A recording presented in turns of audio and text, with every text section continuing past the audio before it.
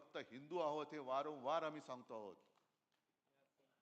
92-93 साली मुंबईमध्ये जो काही दंगा झाला, कुठून आला होता हिंदू, कोण होता? आज सुद्धा तुमच्यामधल्या अनेकांवरती तेव्हा सगळ्याच्या काही केसेस होत्या त्या आज सुद्धा आहेत.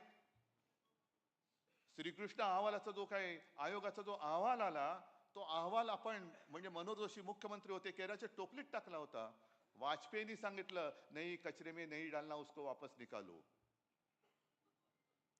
भाजपचं काय जाते, एकही सुद्धा भाजपला मला नाही वाटत त्या अहवालाच्या मध्ये दोषी किंवा त्याच्यावरती केस झाले असेल. एक पण नाही. कपडे बचावणारे तुम्ही, गोळीला तुम्ही आणि पोळीला आम्ही, अशी भाजपची अवलाद. म्हणजे प्रत्येक वेळेला लढा म्हटला की शिवसैनिक, कोणती आपत्ती आली का पहिला शिवसैनिक धावून जातो आणि नंतर मग एक फोटो काढायला चमकाले हे येतात.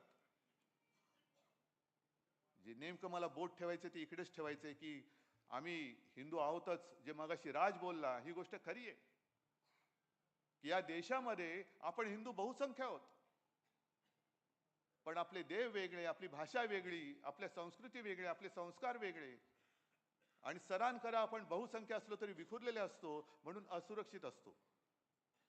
मग त्यावेळेला गर्व से कवम हिंदू है म्हणून संपूर्ण देशातल्या हिंदूंना एकवटणारा हा एकमेव हिंदू हृदय सम्राट, हे केलं ना त्यांनी. पण आता त्याच हिंदुत्वाच्या आडून आमचं हिंदुत्व वेगळं आहे. हे आमचं हिंदुत्व शेंडी जानवाचं हिंदुत्व नाहीये.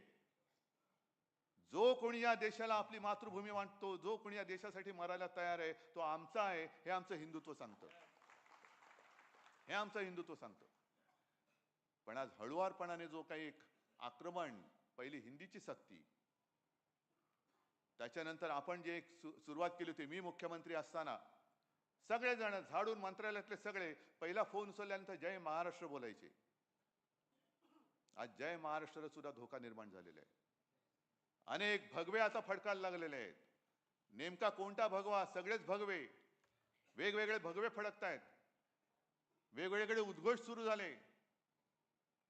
आपल्या लोकसभेच्या गाण्यामधला जय भवानी जय शिवाजी हा शब्द काढायला सांगत होते का? आम्ही महाराष्ट्रामध्ये सगळ्यात उच्च स्वराने म्हणू तो जय भवानी जय शिवाजी आणि जय महाराष्ट्र हे आजपासून परत सुरू करा. अभिमानाने बोला जय महाराष्ट्र. आणि आवाज असा घुमला पाहिजे की समोरचा जो आपल्यावरती त्याचं संस्कृती लादणारा असेल, जागेवरतीच त्याचं जे काय व्हायचं ते झालं पाहिजे. जय महाराष्ट्र हे आजपासून जोरात सुरू करा. एकमेकाला भेटल्यानंतर अरे आम्ही सुद्धा जय जय रघुवीर समर्थ बोलणारे समर्थ रामदास सुद्धा आमचेच होते ना, मनाचे श्लोक त्यांनी शिकवले आम्हाला. महाराष्ट्रामध्ये जेवढे हिंदुत्व जपणारे साधू संत झाले तेवढे इतर प्रांतात झाले असतील तर आनंद आहे. पण आम्हाला जेवढी संस्कृती आणि एक सांस्कृतिक इतिहास आहे, संस्कार आहेत, त्याच्यामुळे आम्हाला कोणी काही संस्कार शिकवण्याची काही गरज नाही. हिंदुत्व शिकवण्याची तर काही कोणी अजिबात गरज नाहीये. लढायचं कसं तर आम्हाला शिकवूच नका, कारण आमच्या रक्तामध्ये लढाच आहे. सदांकदा आम्ही लढतच राहिलेलो आहोत.